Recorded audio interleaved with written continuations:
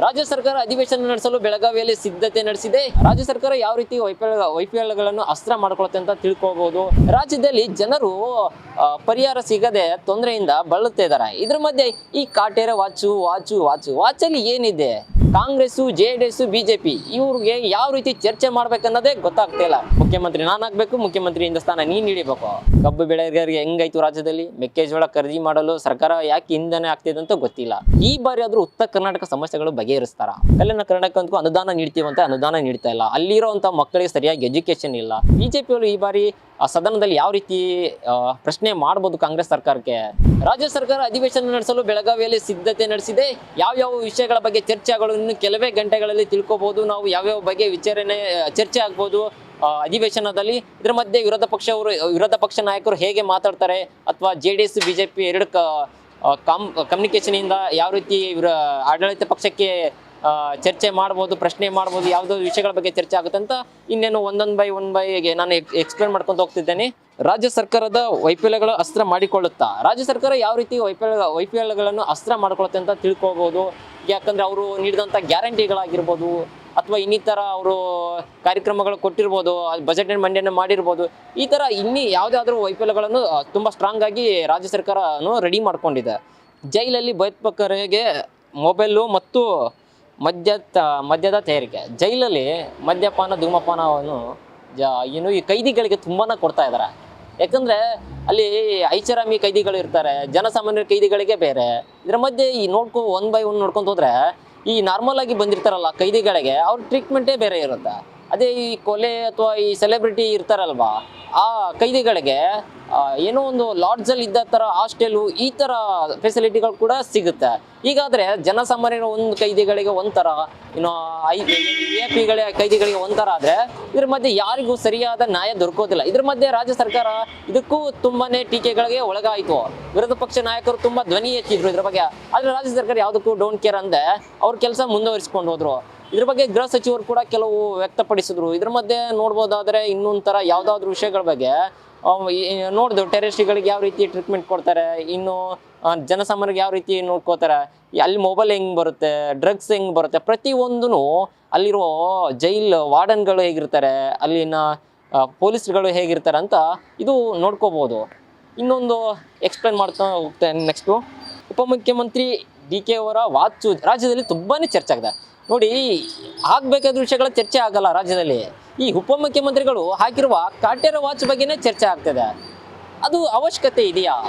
ರಾಜ್ಯದಲ್ಲಿ ಜನರು ಪರಿಹಾರ ಸಿಗದೆ ತೊಂದರೆಯಿಂದ ಬಳಲ್ತಾ ಇದ್ದಾರೆ. ಇದ್ರ ಮಧ್ಯೆ ಈ ಕಾಟೇರ ವಾಚಲ್ಲಿ ಏನಿದೆ? ಅವರೇ ಸ್ಪಷ್ಟನೆ ನೀಡಿದ್ದಾರೆ. ನನ್ನ ದುಡ್ಡು ನಾನು ಹಾಕೋತೀನಿ, ಎಲ್ಲನೂ ನನ್ನ ಮುಂದೆ ಇದೆ, ತಗೊಳ್ಳಿ, ನಾನು ಏನು ಬೇಕೋ ತೊಗೊಂಡಿರೋ ಖರೀದಿ ಮಾಡಿರೋದು ಪ್ರತಿಯೊಂದು ಪ್ರಿಂಟ್ ಕೊಡ್ತೀನಿ ಅಂತ ಹೇಳಿದ್ರು. ಆದರೆ ವಿರೋಧ ಪಕ್ಷ ನಾಯಕರು ಈ ವಾಚ್ ಬಗ್ಗೆನೇ ಇಟ್ಕೊಂಡು ಎಕ್ಸ್ಪ್ಲೇನ್ ಮಾಡ್ತಾರೆ. ವಾಚ್ ಇಂಪಾರ್ಟೆಂಟ್ ಅಲ್ಲ, ಜನರಿಗೆ ಸೌಲಭ್ಯಗಳು ಇಂಪಾರ್ಟೆಂಟು, ಅವ್ರಿಗೆ ರಕ್ಷಣೆ ಇಂಪಾರ್ಟೆಂಟು. ಇದ್ರ ಬಗ್ಗೆ ಜನಸಾಮಾನ್ಯರು ಧ್ವನಿ ಎತ್ತಿದ್ದಾರೆ. ಆದರೆ ಈ ಕಾಂಗ್ರೆಸ್, JDS, BJP ಇವ್ರಿಗೆ ಯಾವ ರೀತಿ ಚರ್ಚೆ ಮಾಡ್ಬೇಕನ್ನೋದೇ ಗೊತ್ತಾಗ್ತಾ ಇಲ್ಲ. ಬರೀ ವಾಚು, ಇಲ್ಲಾಂದ್ರೆ ಅದು ಇದು ಇದೇ ಥರ. ಇನ್ನೊಂದು ಹೇಳ್ಕೊತ ಹೋಗ್ತಾ ಇದ್ದೇನೆ. ಕುರ್ಚಿ ಫೈಟು ಪ್ರಸ್ತಾಪನೆ ಸರ್ಕಾರದ ಇಕ್ಕಟ್ಟಿನಲ್ಲಿ ಸಿಕ್ಕಿದೆ. ನೋಡಿ, ಇದರ ಮಧ್ಯೆ ನೀನು ಅನ್ನೋದು ಒಂದು ನಡೆದಿದೆ. ಮುಖ್ಯಮಂತ್ರಿ ನಾನಾಗಬೇಕು, ಮುಖ್ಯಮಂತ್ರಿಯಿಂದ ಸ್ಥಾನ ನೀನು ಹಿಡಿಬೇಕು. ಏನೋ DCM ಮಧ್ಯೆ CM ಮಧ್ಯೆ ಸಿದ್ದರಾಮಯ್ಯ ಅವರು 5 ವರ್ಷ ಮುಂದುವರಿಬೇಕಂತ ಅವರೇ ಅನ್ಕೋತಾರೆ. ಇನ್ನು ಮಧ್ಯೆ ನಾನು 2.5 ವರ್ಷ, ಇವ್ರು 2.5 ವರ್ಷ ಪ್ರಣಾಳಿಕೆಯಲ್ಲಿ ಹೇಳಿದ್ವಿ, ಮತ್ತು ಅಲ್ಲೆಲ್ಲ ಮಾತನಾಡಿದ್ವಿ. ಪ್ರಮಾಣ ವಚನ ಸ್ವೀಕರಿಸಿದಾಗ ಸಿದ್ದರಾಮಯ್ಯ ಕೂಡ ಒಪ್ಕೊಂಡಿದ್ರು. ಇದ್ರ ಮಧ್ಯೆ ಯಾವುದೇ ಮಾತಾಡಿರುವಂಥ ವಿಷಯಗಳು ಇವಾಗ ತೆಗಿತಾ ಇಲ್ಲ. ಇದ್ರ ಮಧ್ಯೆ ಹೀಗೆ ಆದರೆ ರಾಜ್ಯ ಸರ್ಕಾರದಲ್ಲಿ ನಡೆಸೋದಾದ್ರೂ ಹೇಗೆ? ನನಗೂ ಕೂಡ ಆಸೆ ಇರಲ್ವಾ? ನಾನು ತುಂಬಾ ಶ್ರಮ ಪಟ್ಟಿದ್ದೀನಿ. ರಾಜ್ಯದಲ್ಲಿ ಮುಖ್ಯಮಂತ್ರಿ ಆಗಲು ಅರ್ಹತೆ ನನ್ನಲ್ಲಿದೆ. 142 MLAಗಳು ಕೂಡ ನಾನು ತೊಗೊಂಡು ಬಂದಿದ್ದೀನಿ. ಯಾವ ರೀತಿ ಸ್ಟಿಂಗ್ ಆಪರೇಷನ್ ಮಾಡಿದ್ದೀನಿ ನನಗೆ ಗೊತ್ತು. ನಾನು ಕಷ್ಟಪಟ್ಟಿದ್ದೀನಿ ಕಾಂಗ್ರೆಸ್ ಸರ್ಕಾರದಲ್ಲಿ. ನನಗೂ CM ಆಗೋ ಅವಶ್ಯಕತೆ ಬೇಕು. ಇಲ್ಲಾಂದರೆ ರಾಜ್ಯ ಸರ್ಕಾರದಲ್ಲಿ ಬರೀ ಸಿದ್ದರಾಮಯ್ಯ ಆದರೆ ಹೇಗೆ? ನಮಗೂ ಒಂದು ಅವಕಾಶ ಬೇಕು. ನನ್ನ ಪರನು MLAಗಳು ಇದ್ದಾರೆ ಅಂತ DK ಶಿವಕುಮಾರ್ ಪ್ರತಿ ಸರಿನೂ ಧ್ವನಿ ಎತ್ತಾ ಇದ್ದಾರೆ. ಆದರೆ ಇದಕ್ಕೆಲ್ಲ ನಾವೆಲ್ಲ ಬದ್ಧತೆ ಆಗಿರೋದು ಹೈಕಮಾಂಡ್ ಏನು ಹೇಳುತ್ತೋ ನಾವು ಅದ್ರ ಪ್ರಕಾರ ನಡೀತೀವಂತ ಯಾರು DK ಶಿವಕುಮಾರ್ ಅವರು ಹೇಳಿದ್ದಾರೆ. ಮತ್ತೊಂದು ಎಕ್ಸ್ಪ್ಲೇನ್ ಮಾಡ್ಕೊಂಡು ಹೋಗ್ತೇನೆ. ನೋಡಿ, ಕಬ್ಬು ಬೆಳೆಗಾರರ ಮೆಕ್ಕೆಜೋಳ. ನೋಡಿ, ಕಬ್ಬು ಬೆಳೆಗಾರರಿಗೆ ಹೆಂಗಾಯ್ತು ರಾಜ್ಯದಲ್ಲಿ? ಮೆಕ್ಕೆಜೋಳ ಖರೀದಿ ಮಾಡಲು ಸರ್ಕಾರ ಯಾಕೆ ಹಿಂದನೆ ಆಗ್ತಿದೆ ಅಂತ ಗೊತ್ತಿಲ್ಲ. ಆದರೆ ಕಬ್ಬು ಬೆಳೆಯರು ಎಷ್ಟು ಸ್ಟ್ರೈಕ್ ಮಾಡಿದ್ರು, ಪ್ರೊಟೆಸ್ಟ್ ಮಾಡಿದ್ರು, ಅದು ಅವ್ರ ಟ್ರ್ಯಾಕ್ಟರ್ಗಳೆಲ್ಲ ಸುಟ್ಟೋದು, ಕಬ್ಬುಗಳೇ ಸುಟ್ಟು ಕರ್ಕಾದ್ರು. ಇದ್ರ ಮಧ್ಯೆ ಕಾಂಗ್ರೆಸ್ ಸರ್ಕಾರ ತಲೆನೇ ಕೆಡಿಸ್ಕೊಳ್ಳಿಲ್ಲ. ಅದೇನು ಪರಿಹಾರ ಆಗುತ್ತೋ ಆಗಲಿ, ಅದೇನು ಮಾಡುತ್ತೋ ಮಾಡಲಿ ಅಂತ ಸುಮ್ಮನೆ ಕುಂತಿದ್ರು. ಆದ್ರೆ ಕೊನೆಗೂ ಹಿಂಗೂ ಜನರ ಏನು ರೈತರ ಪ್ರೊಟೆಸ್ಟಿಗೆ ಮಣಿದು 3,300 ರೂಪಾಯಿ ಕೊಡೋಕೆ ಒಪ್ಕೊಂಡ್ರು. ಆದರೆ ಅವ್ರಿಗೆ ಬೆಲೆ ತಕ್ಕಂತ ಅಲ್ಲ. ಯಾಕಂದ್ರೆ ಅವರು 3,500 ಕೇಳಿದ್ರು. ಅದು ಕೊಟ್ಟಿದ್ರೆ ಅವರು ಸಂಪೂರ್ಣವಾಗಿ ಕಾಂಗ್ರೆಸ್ ಸರ್ಕಾರಕ್ಕೆ ಸಪೋರ್ಟ್ ನೀಡ್ತಾರೆ. ಇದ್ರ ಮಧ್ಯನೂ ಇದು ಕಾಂಗ್ರೆಸ್ ಸರ್ಕಾರ ಕೆಲವು ವಿಷಯಗಳ ಬಗ್ಗೆ, ಯಾಕಂದ್ರೆ ಪ್ರೊಟೆಸ್ಟ್ ಮಾಡ್ತಾ ಇರ್ಬೇಕಾದ್ರೆ ಅವರು ರಾಜ್ಯ ಸರ್ಕಾರ ಬಗ್ಗೆ ವಿರುದ್ಧ ಮಾತನಾಡಿದ್ರು. ಯಾರು? ರೈತರು. ಇದ್ರ ಬಗ್ಗೆ ಕಾಂಗ್ರೆಸ್ ಸರ್ಕಾರದ ತಲೆನೂ ಕೆಡಿಸ್ಕೊಳ್ಳಿಲ್ಲ. ಯಾಕಂದ್ರೆ ಕಾಂಗ್ರೆಸ್ ಸರ್ಕಾರ ರೈತರಿಗೆ ಸಪೋರ್ಟ್ ಮಾಡಿದ್ರೆ ಇನ್ನೂ ಎಲ್ಲೋ ಇರ್ತಿತ್ತು. ಆದರೆ ಯಾವುದೇ ರೀತಿ ಸಪೋರ್ಟ್ ಇರೋದ ಕಾರಣ ಕಾಂಗ್ರೆಸ್ ಸರ್ಕಾರ ಮತ್ತೆ ಇಲ್ಲಿನೂ ಗುರಿ ಆಯಿತು. ಮತ್ತೊಂದು ಹೇಳ್ಕೊಂಡು ಹೋಗ್ತೀನಿ, ಈ ಬಾರಿ ಆದರೂ ಉತ್ತರ ಕರ್ನಾಟಕ ಸಮಸ್ಯೆಗಳು ಬಗೆಹರಿಸ್ತಾರ? ಬರೀ ದಕ್ಷಿಣ ಕರ್ನಾಟಕದಲ್ಲಾದರೆ ಉತ್ತರ ಕರ್ನಾಟಕ ಏನು ಮಾಡಿದೆ? ಇದ್ರ ಮಧ್ಯೆ ಕಲ್ಯಾಣ ಕರ್ನಾಟಕವೂ ಕೂಡ ಇದೆ. ಕಲ್ಯಾಣ ಕರ್ನಾಟಕಕ್ಕೂ ಅನುದಾನ ನೀಡ್ತೀವಂತೆ, ಅನುದಾನ ನೀಡ್ತಾ ಇಲ್ಲ. ಅಲ್ಲಿರೋವಂಥ ಮಕ್ಕಳಿಗೆ ಸರಿಯಾಗಿ ಎಜುಕೇಷನ್ ಇಲ್ಲ, ಕುಡಿಯೋ ನೀರ ವ್ಯವಸ್ಥೆ ಇಲ್ಲ. ಹೀಗೆ ಆದರೆ ರಾಜ್ಯ ಸರ್ಕಾರ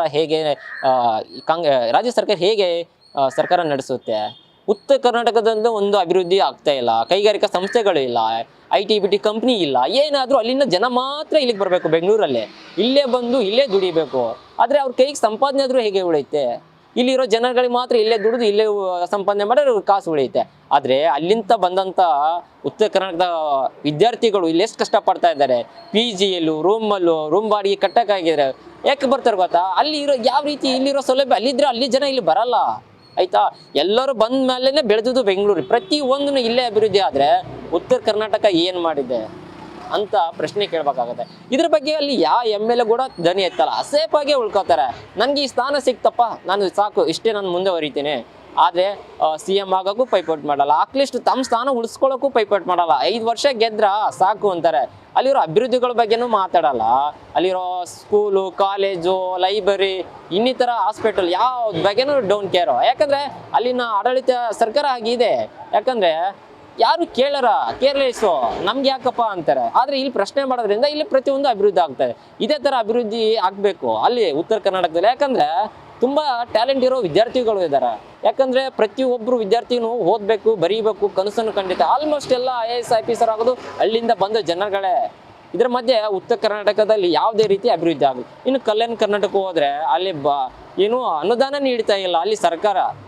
ಅಲ್ಲಿರೋ ಕಾಂಗ್ರೆಸ್ ಸರ್ಕಾರದವರೇ ಇರೋದ್ರೂ ಅಲ್ಲಿ ಅನುದಾನ ನೀಡ್ತಾಯಿಲ್ಲ. ಯಾಕೆ ನೀನ ಮೇಯಿಸ್ತಾ ಇದ್ರೆ ನಮ್ಗೆ ಗೊತ್ತಿಲ್ಲ ಪಾಪ. ಇನ್ನು ನೋಡೋದಾದ್ರೆ ಕಾಂಗ್ರೆಸ್ ಸರ್ಕಾರಕ್ಕೆ ಅಲ್ಲಿ ಅನುದಾನ ಹೆಚ್ಚು ಕೊಡಬೇಕು. ಯಾಕಂದರೆ ಹಿಂದುಳಿದಿದೆ ತುಂಬಾ. ಈ ಯಾದಗಿರಿ, ರಾಯಚೂರು ಇವೆಲ್ಲ ನೋಡ್ಕೊಂತ ಹೋದ್ರೆ ತುಂಬ ಹಿಂದುಳಿದ ಜಿಲ್ಲೆಗಳು. ಅಲ್ಲಿ ಸರಿಯಾಗಿ ಅನುದಾನ ನೀಡಿದರೆ ಅಲ್ಲಿ ಎಷ್ಟೊಂದು ಅಭಿವೃದ್ಧಿ ಆಗುತ್ತೆ. ಇದ್ರ ಮಧ್ಯೆ ಚೆನ್ನಾಗಿ ಅಭಿವೃದ್ಧಿ ಡೆವಲಪ್ಮೆಂಟ್ ಆದರೆ ರಾಜ್ಯ ಸರ್ಕಾರಕ್ಕೆ ಒಳ್ಳೇದಲ್ವಾ? ಇದು ಯಾಕೆ ಅನುದಾನ ನೀಡ್ತಿಲ್ಲ ಅಂತ ನನಗೂ ಗೊತ್ತಿಲ್ಲ. ಜನರಿಗೆ ಬಿಟ್ಟಿದ್ದು ಯಾವ ರೀತಿ ಧ್ವನಿ ಎತ್ತಾರಂತೆ. ಇನ್ನು BJP ಗೊಂದಲಗಳ ಪ್ರಸ್ತಾಪ. BJPಯವರು ಈ ಬಾರಿ ಸದನದಲ್ಲಿ ಯಾವ ರೀತಿ ಪ್ರಶ್ನೆ ಮಾಡ್ಬೋದು ಕಾಂಗ್ರೆಸ್ ಸರ್ಕಾರಕ್ಕೆ ನೋಡಬೇಕು. ಯಾಕಂದ್ರೆ ಕಾಂಗ್ರೆಸ್ ಸರ್ಕಾರ ಯಾವ ರೀತಿ ಪ್ರಶ್ನೆಗಳಿಗೆ ಉತ್ತರ ಕೊಡಲು ಸಿದ್ಧವಾಗಿದೆ ಅಂದರೆ BJP ತಿರುಗಿ ಉತ್ತರ ಕೊಡೋಕ್ಕೂ ಸಿದ್ಧವಾಗಿದೆ. ಇದರ ಮಧ್ಯೆ JDS BJP ಎರಡೂ ತುಂಬ ಬಲಿಷ್ಠವಾಗಿದೆ. ಈ ಸಾರಿ ಕಾಂಗ್ರೆಸ್ ಸರ್ಕಾರ ಅಧಿವೇಶನದಲ್ಲಿ ಚಳಿಗಾಲ ಅಧಿವೇಶನದಲ್ಲಿ ಬರೀ ಅಧಿವೇಶನ ಮಾಡ್ತಾರೆ ಹೊರತು ಇಲ್ಲಿ ಯಾವುದೇ ರೀತಿ ಮಂಡನೆ ಆಗಲ್ಲ ಅಂತ ಸ್ಪಷ್ಟವಾಗಿ ಆರ್.ಅಶೋಕ್ ಅವರು ಹೇಳ್ತಾ ಇದ್ದಾರೆ. ಇದರ ಮಧ್ಯೆ ರಾಜ್ಯಾಧ್ಯಕ್ಷ BY ವಿಜೇಂದ್ರ ಕೂಡ ಅವರು ಧ್ವನಿ ಎತ್ತಲು ತುಂಬಾ ಸಿದ್ಧರಾಗಿದ್ದಾರೆ. ಇದ್ರ ಮಧ್ಯೆ DCM ಸಿದ್ದರಾಮಯ್ಯ ಅವರು ಹೇಗೆ ಉತ್ತರ ಕೊಡ್ತಾರೋ BJPಗೆ ಮತ್ತು JDSಗೆ ನಮಗಂತೂ ಗೊತ್ತಿಲ್ಲ. ಆದರೆ ಕಾಂಗ್ರೆಸ್ ಸರ್ಕಾರ ಕೆಲವು ಗ್ಯಾರಂಟಿಗಳ ಇಟ್ಕೊಂಡೇ ಉದಾಹರಣೆ ಕೊಡ್ತಾರೆ. ಇದರ ಮಧ್ಯೆ ನೋಡ್ಬೋದು JDS ಯಾವ ರೀತಿ ಟೀಕೆ ಮಾಡ್ತಾ ಇದೆ ಸಿದ್ದರಾಮಯ್ಯನವರು ಮತ್ತು DK ಶಿವಕುಮಾರ್, ವಿಪಕ್ಷ ನಾಯಕ ಆರ್.ಅಶೋಕ್ ಅವರು ಏನೆಲ್ಲ ಕೇಳ್ಬೋದು, ಏನೆಲ್ಲ ಮಾತಾಡ್ಬೋದು ಈ ಅಧಿವೇಶನದಲ್ಲಿ ಅಂತ ಸಂಪೂರ್ಣವಾಗಿ ಎಲ್ಲ ಇನ್ನೇನು ಕೆಲವೇ ಗಂಟೆ ಅಧಿವೇಶನ ಸ್ಟಾರ್ಟ್ ಆಗುತ್ತೆ. ಎಲ್ಲ ಪ್ರತಿಯೊಂದು ನಿಮ್ಮ ಮುಂದೆ ಬಿಚ್ಚಿಡ್ತೇವೆ. ಕ್ಯಾಮ್ರಾ ಪರ್ಸನ್ ಕಿರಣ್ ಜೊತೆ ರವಿಚಂದ್ರ, ರೆಬಲ್ TV ಕನ್ನಡ, ಬೆಂಗಳೂರು.